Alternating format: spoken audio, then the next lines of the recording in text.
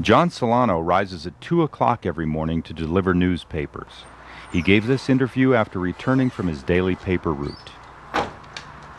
The reason I got into submarines was over a dare by one of my, who turned out to be one of my submarine buddies out of Detroit, Michigan, by the name of Ralph Champion.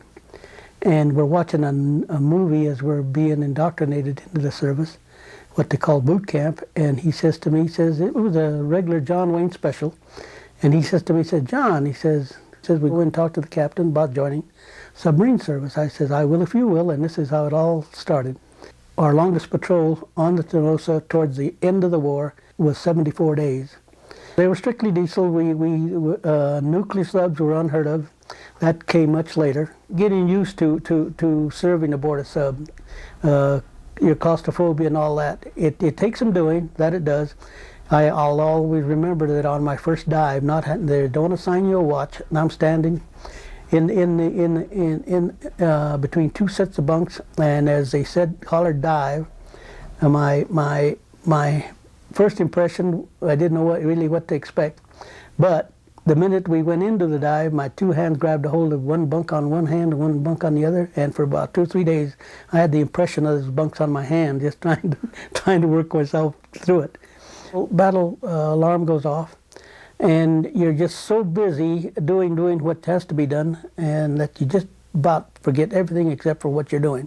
And the only time you realize just actually what has happened is when it's all over with, and you're starting to catch your breath, and maybe if you're lucky and you've made some good contacts, the skipper, depending on what torpedo room made the hit, the direct hit, he would get up enough to where he would let the torpedoman look through the telescope, through the periscope, and let you see just what was going on.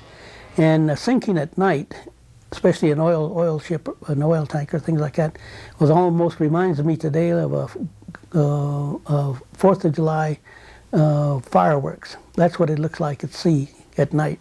You give it some thought, but actually you don't. You know you have a job to do, and about the only time you really do get shook up when you lose one of your own, and then it really hits home. Yeah, we would run as much from our own aircraft during World War II as we ran from the enemy, due to the fact that our communications weren't what they are today. So we used quite a bit of precaution, even though we knew that it was friendly aircraft. We still went down to where we felt safe, say 200, 300, 400 feet. I served in the South Pacific all during my time in the war, and we took part also in the Midway, which again was one of our biggest battles. And if people only knew how close that battle could have gone either way. On a sub, there's so many things that can get you besides the enemy. Any seepage at all, seawater, into those battery compartments would form deadly chlorine gas that would kill you pretty quick. Our Squadron 14 saved many downed American flyers that went down at sea. In regards to one, the escape, and in the course of the war, it saved between about 145 and 150 flyers. I can thank the little guy upstairs that came home without even a scratch, and which I can honestly say, I guess a lot of us weren't that fortunate.